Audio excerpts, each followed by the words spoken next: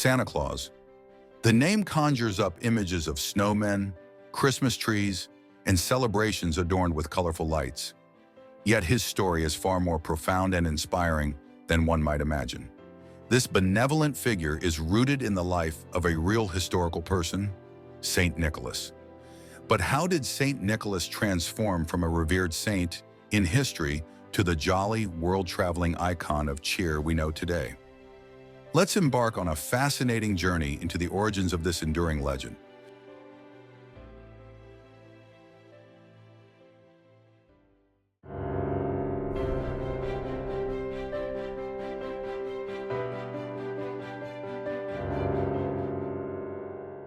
Saint Nicholas was born in AD 270 in Patara, a city in the Roman Empire's Anatolian region, near present-day Demre in Antalya, Turkey.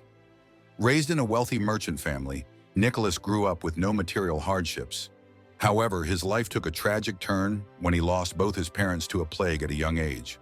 This loss profoundly impacted Nicholas. Instead of succumbing to despair, he decided to dedicate his inherited wealth to helping those in need. His uncle, a loving mentor, instilled in him the virtues of charity and devotion, values that became the superpowers Nicholas would embody throughout his life. Nicholas chose a religious path early in life and became the Bishop of Myra. He quickly gained a reputation as a symbol of justice, compassion, and kindness. He helped the poor, became the protector of sailors, and was said to have performed miracles. In one famous tale, he prayed for sailors caught in a violent storm, and the seas calmed, allowing them to reach the harbor safely. This earned him the title of the patron saint of sailors. Numerous stories highlight Saint Nicholas's generosity. One of the most famous involves a poor merchant and his 3 daughters. Unable to provide dowries for his daughters and facing the grim prospect of selling them into slavery, the merchant's plight reached Nicholas. Moved by their situation, Nicholas secretly left bags of gold at the merchant's house at night, enabling the daughters to marry. When the merchant tried to thank him, Nicholas insisted on remaining anonymous. Nevertheless, the story spread, and Nicholas became a beloved figure in the community. Legend has it that these bags of gold fell down the chimney or landed in stockings hung by the fire, giving rise to the tradition of leaving gifts in stockings. In another tale, Nicholas saved 3 innocent men from execution, stopping the punishment and proving their innocence. He also brought corrupt judges to justice, further cementing his status as a respected and cherished figure. Saint Nicholas passed away on December 6, 343, but his legacy endured. After his death, his burial site in Myra became a popular pilgrimage destination, and December 6th was commemorated as Saint Nicholas Day. His reputation as a gift giver and protector turned him into a cherished figure. December 6th became a day associated with good fortune, marriages, business deals, and celebrations. To honor his memory, people began exchanging secret gifts. But Nicholas's story was not confined to Anatolia. It spread across Europe. During the Renaissance, Saint Nicholas was one of the most venerated saints in Europe. Even after the Protestant Reformation, his legend persisted, particularly in the Netherlands. In the Netherlands, he became Sinterklaas, a character who brought gifts to children. The transformation of Saint Nicholas into Santa Claus began in the late 18th century. In 1773, Dutch immigrants in New York celebrated Sinterklaas, attracting the attention of locals. In 1704, John Pintard, a member of the New York Historical Society, distributed images of Saint Nicholas at the Society's annual meeting. These images depicted stockings filled with toys and fruits, referencing modern Christmas traditions. In 1809, Washington Irving's A History of New York described Sinterklaas as a jovial, pipe-smoking figure and declared him New York's patron saint.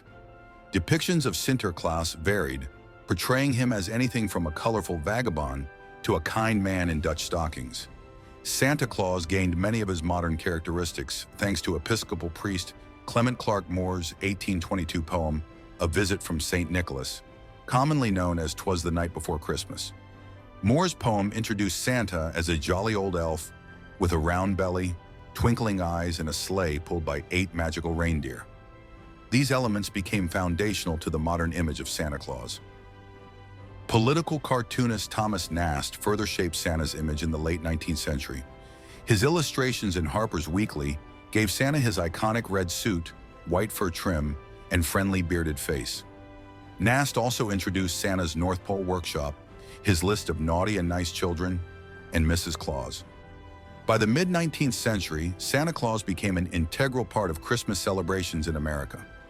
Department stores featured Santa Claus in advertisements to promote holiday shopping.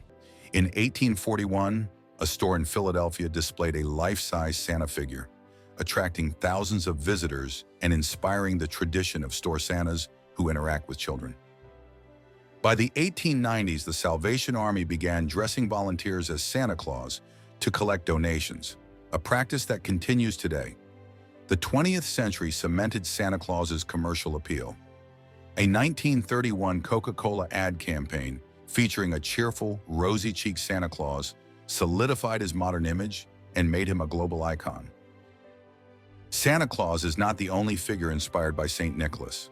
Across the globe, there are numerous variations of the gift-giving tradition. Santa Claus is part of a global tradition. In Switzerland and Germany, the Angel Christ kind accompanies St. Nicholas to deliver gifts.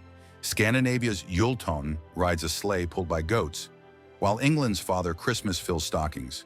French children leave their shoes outside for Père Noël, and in Italy, the kind which La Befana delivers gifts.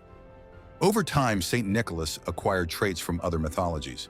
He borrowed the concept of feast days from the Romans, Odin's ability to fly and command reindeer from Norse mythology, and has remained a beloved gift giver in the Western world for centuries. However, not everything was cheerful. Nicholas was also quite strict, and in some regions of Austria, had a fearsome, monstrous companion named Krampus to keep people in line. Krampus is a creature of terror and punishment that haunted the dreams of both children and adults. Krampus is no ordinary monster. Described as a half-goat, half-demon entity with glowing eyes, sharp teeth, and cloven hooves that stomp ominously at night, he was the counterpoint to Santa's rewards, dealing with the naughty and harsh ways. According to Alpine folklore, Krampus accompanies Santa Claus on Krampusnacht, celebrated on December 5th. While Santa distributes gifts, Krampus searches for naughty children. The punishment is severe. Krampus drags naughty children from their beds and whips them with a bundle of birch sticks. The truly bad ones face a more chilling fate, tossed into his sack and taken away, either to his lair or to the fiery depths of hell, where they are said to stay for a year. Today, Krampus is celebrated with elaborate festivals and parades in Alpine towns. Locals dress as the creature, donning terrifying handmade masks, horns, and fur, rattling chains as they march through the streets. These events honor the dark side of Christmas folklore and carry ancient traditions into modern times. In Slavic cultures, Ded Moroz is the embodiment of winter's magic. Dressed in a fur-lined coat and tall hat, this towering, majestic figure is a central character in New Year's celebrations. He is often accompanied by his granddaughter, Snegorochka, the Snow Maiden, a gentle, radiant young woman who helps him bring joy to children. Ded Moroz does not descend through chimneys. Instead, he arrives in person, usually portrayed by a family member or guest, bringing gifts and spreading cheer.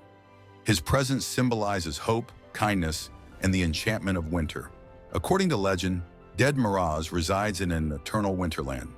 On New Year's Eve, he ventures out with Snegorochka to reward well-behaved children and spread festive joy.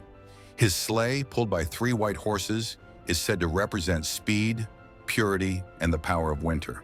The tale of Rudolph, Santa's 9th reindeer, is a more recent addition.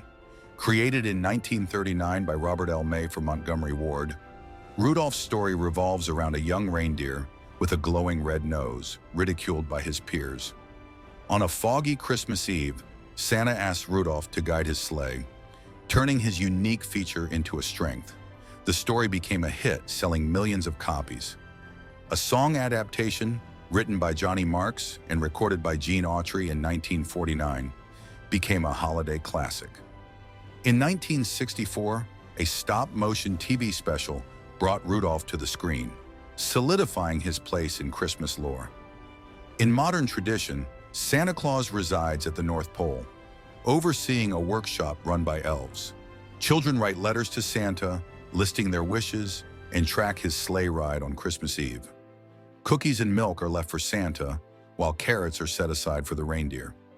Santa's iconic sleigh, pulled by Dasher, Dancer, Prancer, Vixen, Comet, Cupid, Donner, Blitzen, and Rudolph, takes him around the world, delivering presents to well-behaved children.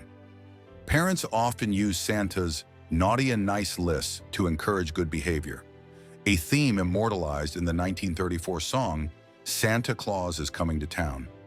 Today, places that bear witness to St. Nicholas's life continue to attract visitors. The Church of St. Nicholas in Demre, Antalya, was built in his memory and is on UNESCO's tentative World Heritage List. Every year, thousands of tourists visit to explore the life and legacy of the saint. The story of Santa Claus represents not only the life of a saint, but also the universal values of kindness, generosity, and hope. His tale serves as a timeless reminder to humanity. Goodness is not just a myth, but a reality that can be part of everyone's life. Thus, Santa Claus remains a figure who inspires the world today just as much as he did in the past.